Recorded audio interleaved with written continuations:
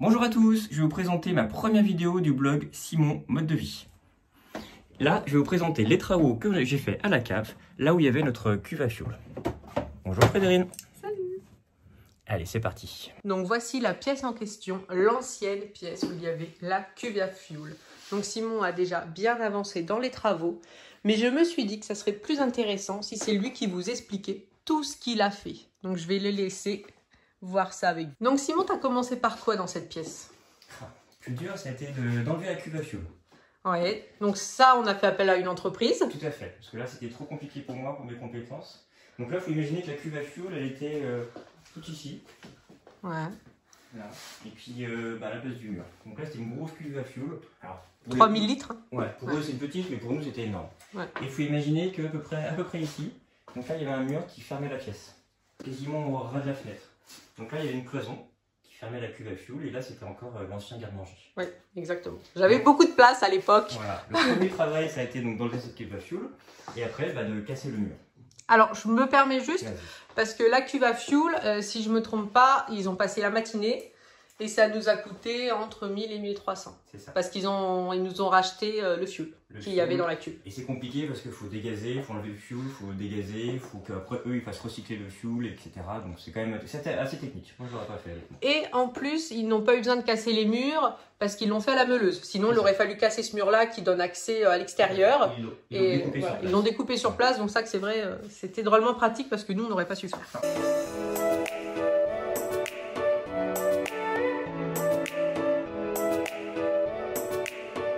Ce qui était compliqué aussi, c'est que la cuve à fioul était sur des espèces de grandes barres en béton, super dur, et ce béton était armé et fixé dans le sol. Donc il y avait des morceaux de ferraille qui coinçaient dans le sol.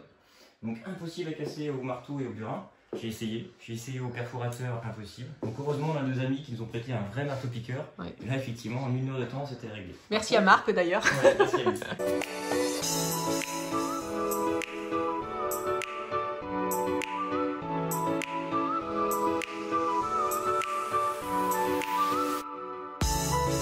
Ça fait du bruit par contre. Oui, mais bon, ça a duré qu'1 heure. C'était efficace. Donc après, une fois que la cloison était tombée, il a fallu remonter cette cloison. Donc cette cloison, elle n'existait pas. De ce côté non plus. Donc là, de ce côté, on a fait un mur en parpaing. On a doublé avec du placo. Oui. Et de ce côté, c'est juste un mur en piatresse. En placo.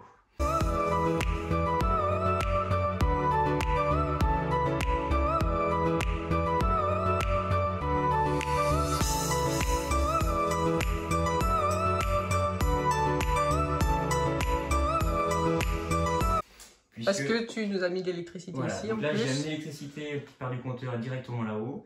Et j'ai amené de la box internet à l'étage. J'ai amené un câble réseau qui va donc sur ce switch. D'accord, donc ça c'est technique, moi personnellement je n'y connais rien. Voilà. L'avantage c'est qu'on a l'électricité partout dans la pièce. Je peux vous montrer les prises si tu veux. J'en ai mis plein des prises.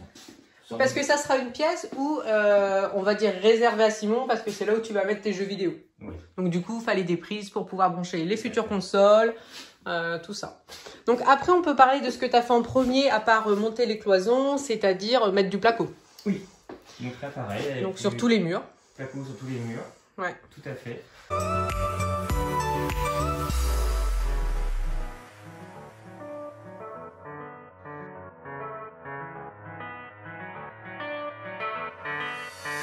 Donc on vous montrera quelques photos à l'occasion de ce qu'on a. Je sais pas si j'en ai prise, mais je regarderai. Je crois que j'en ai montré pas. Donc là, directement sur des tasseaux en bois et puis le BA13 vissé dessus. Après on a refait aussi, enfin, je regarde moi, donc le plafond, oui, pareil, donc pareil avec du placo. On a fait le choix de mettre des spots au plafond tout simplement parce que comme c'est bas de plafond, ça doit faire à peu près 2 mètres. On ne pouvait pas se permettre de mettre des lustres, donc du coup le spot c'était la meilleure solution. Je sais pas ce que tu as pris comme spot. On a trouvé des spots sur Amazon, super fin, extra plat.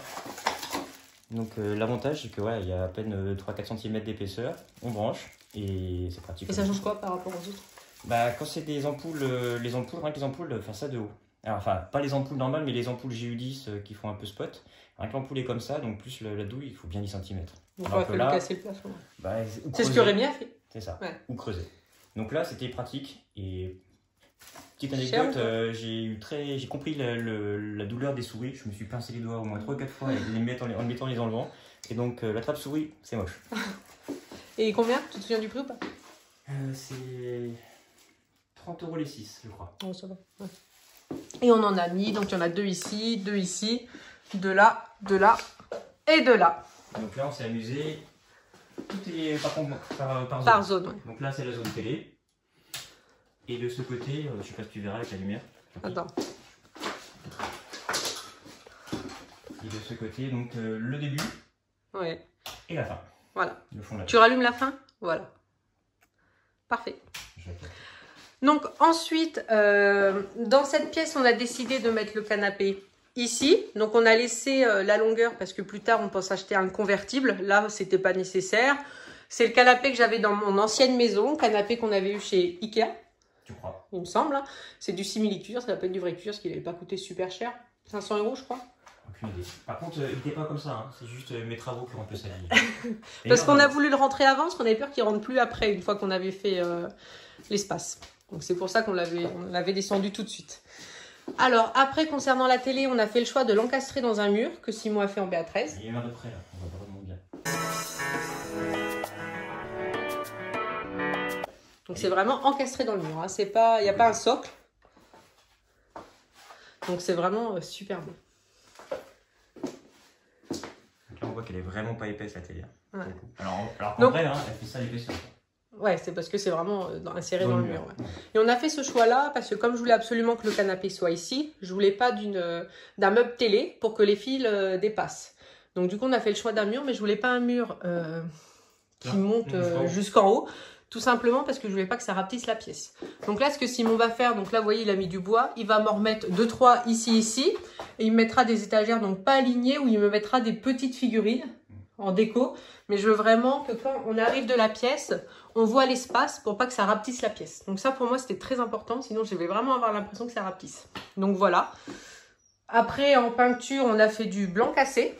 Parce que dans le fond... Pour vous expliquer, va y avoir plein d'étagères dans le fond, un plan de travail qui va faire tout le milieu et donc sur toutes ces étagères va y avoir des jeux vidéo et donc c'est forcément plein de couleurs. Consoles, donc on ne pouvait pas mettre une couleur voyante sur les murs, sinon à la fin ça aurait vraiment fait trop chargé. Là le plan de travail, j'aimerais bien à peu près 60 de profondeur pour faire un vrai espace, peut-être une ou deux télés pour les consoles. Et puis vraiment partout les étagères. Que Simon collectionne les jeux vidéo. Donc, hein, il est comme tous les pères de famille, il n'a pas le temps de jouer, mais il aime bien collectionner. Donc voilà, et là il est en train de faire le sol. Excuse-moi, vas-y. Ici c'est des prises réseau. Donc là c'est ce qu'on voit au niveau du compteur électrique. Donc là il y a des petites... C'est pour mettre internet sur... C'est pour mettre des prises RJ45, donc c'est internet effectivement. D'accord. Donc là j'en ai mis 2 ici, 2 là-bas et 2 du côté des consoles. D'accord. Donc là pour les consoles, je me permets, on va regarder aussi. Donc là, bon, ça c'est en attendant. Là, la télé, elle est vraiment encastrée, donc j'ai mis tous mes fils qui dépassent. Là, c'est les prises HDMI, donc j'ai mis tous mes fils dedans, avec un petit système. Ça, c'est vraiment du bricolage fait maison. C'est ça. Comme ça, quand les consoles seront ici, là, on imagine une petite étagère. Oui. Et une dessous, les consoles seront ici, il n'y aura plus qu'à brancher et ça fait propre. Là, des prises de réseau pour brancher les consoles, et puis des prises électriques pour les consoles aussi. Alors, parce que je précise que donc les étagères que Simon va faire lui-même seront peintes de la couleur du mur. Il n'y a que le plan de travail qui sera couleur bois qu'on va vernir. On a pris chêne clair, il me semble, à l'azur. Oui. Oui, chêne clair. Donc, la petite étagère qui nous fera dans le mur, en dessous la télé, sera chêne clair. Et en dessous, il y aura une table basse à roulettes. Donc, le dessus de la table basse sera chêne clair et les pieds couleur du mur. Donc voilà pour le reste. Après ici, les fils qui pendouillent, c'est pour mettre le home cinéma, pour mettre les enceintes directement dans le mur. Voilà, ils passent dans le mur et puis ils arrivent derrière de ce côté. Ouais. Comme ça, là, il n'y aura plus qu'à mettre le home cinéma, c'est pareil, caché derrière la télé, c'est pas forcément... là, ce sera plus joli. Oui. Dans le fond, on pense faire un petit retour en L pour mettre l'imprimante 3D à ce niveau-là. Ouais. C'est pas très beau, c'est assez costaud. Bon, comme ça, c'est un peu caché quand on arrive. C'est pas mal. Ensuite, donc après toutes les étagères là, ici... Il y aura un meuble qui fera entre guillemets meuble bar, c'est-à-dire qu'il y aura une cafetière, des tasses. Moi, j'aurais voulu une machine à bière, Simon n'est pas spécialement pour. Tout simplement, parce qu'après, c'est vrai que la bière, ça se garde pas longtemps et moi, j'en bois pas. Donc, j'en bois pas assez. Et parce que c'est une pièce, si vous voulez, où Simon jouera avec ses copains au poker ou tout ça. C'est plus là où maintenant il va jouer. Et ici, plus tard, il veut se construire une borne d'arcade lui-même. Donc ça sera la pièce de la borne d'arcade. Non, enfin, ça sera la place ici sur le côté. Donc là, on prévoit rien. Donc voilà, je pense qu'on a fait le tour de la pièce. Juste, moi, je voulais vous présenter un petit outil que j'ai aimé et que j'ai acheté sur Amazon aussi, qui est super. C'est une petite, bon, avec la poussière, hein, désolé. Et donc là, c'est pour faire ses propres câbles RJ45 pour Internet. Bon, c'est assez technique, donc. C'est assez technique, mais c'est vraiment bien. Donc il y a la pince, etc. Ça coûtait une vingtaine d'euros. Et ce qui m'a permis, avec le Touret là, plutôt que d'acheter les fils un à un et puis de faire aux dimensions, enfin, ça coûte très cher. Là, j'ai 100 mètres et je pouvais faire les câbles à la dimension que je voulais. Donc c'est, pour moi, j'appelle ça le fil Ethernet. C'est un peu ça. Ethernet, tout à fait, t'as raison. Donc qui va donc dans les prises ici et qui part du switch là-bas. D'accord. Et tout ça, ça passe derrière ton placo. Derrière le placo, derrière les murs. Donc franchement, Simon, il n'en a pas conscience, mais c'est un super bricoleur. Merci. Donc voilà, je voulais vraiment vous présenter cette pièce. Alors, l'avantage de faire cette pièce, c'est tout simple, c'est parce que Simon a un bureau à côté de notre chambre, où il y a toutes ses consoles, d'ailleurs tellement qu'il n'a plus de place pour ses affaires de travail. Donc du coup, toutes les consoles vont descendre et je vais me mettre un bureau dans son bureau. Du coup, on aura chacun un bureau. Et j'aurais pas eu mon bureau là-haut. Oui, bien sûr. Voilà. Un petit peu. Et du coup, c'est aussi une future pièce à faire. Mais c'est comme tout, nous on fait pièce par pièce parce que si on en commence trop, on peut pas tout faire à la fois. Donc là, vous voyez, il y a mon garde-manger à côté. Donc une fois qu'il aura fini sa pièce, comme ça, il pourra terminer le sol et les murs du garde-manger. Voilà. Donc moi, Simon, on va te laisser. Merci beaucoup pour cette présentation. Moi, je vais m'occuper du canapé parce que comme on l'a sali, je veux vraiment, pour l'instant, comme on va le garder, il faut qu'il soit nickel, tout simplement. Et là, on a pas mal d'amis qui vont venir, tout ça. Donc, comme ils viennent voir la pièce, comme ça, si quelqu'un veut s'asseoir, ou même les enfants. Donc, moi, je m'occupe de ça. Et puis, voilà. Donc, je vais commencer par nettoyer le canapé. Donc, je vais utiliser mon nettoyant multisurface Please, mais je pourrais très bien utiliser mon produit pour nettoyer les vitres. Donc, je débarrasse tout et je vais déjà enlever les poussières qu'il y a dessus pour éviter de m'en mettre partout. Donc, j'utilise un torchon microfibre et le produit.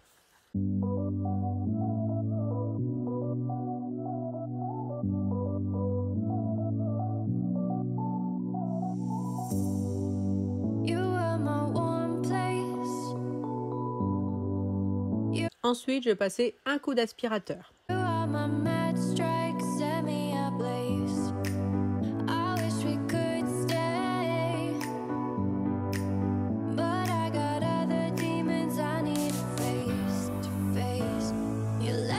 Je vais utiliser une spatule pour enlever les petits points de peinture qui se trouvent un petit peu partout sur le canapé. Donc ça va très vite, il faut juste faire attention de ne pas appuyer pour ne pas l'abîmer.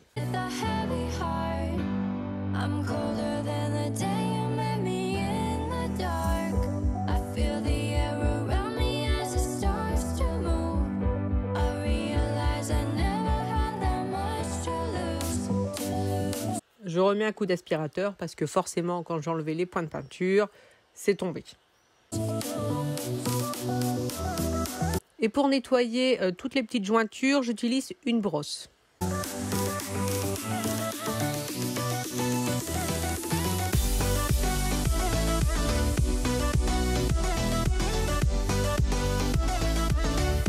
Et ensuite, je vais mettre de l'eau démaquillante. C'est ce qu'on m'a conseillé d'utiliser sur les sacs à main, donc c'est ce que je fais depuis très longtemps et ça a toujours bien fonctionné. Donc là j'en mets sur le canapé parce que je dois bien dire qu'il est abîmé. C'est un canapé qui a 10 ans maintenant, il n'a jamais été abîmé, mais là c'est vrai que de rester en plein milieu des travaux, en plus on n'a pas pensé à le bâcher, donc forcément il n'a pas apprécié. Et ça l'a vraiment refait briller après avoir dans le temps s'il faudra le refaire ou pas. Et voilà, le canapé est terminé. J'ai fait la même chose pour les coussins. Donc, je suis très contente du résultat. Merci beaucoup d'avoir regardé la vidéo. N'hésitez pas à l'aimer, à la commenter et à vous abonner. Merci beaucoup.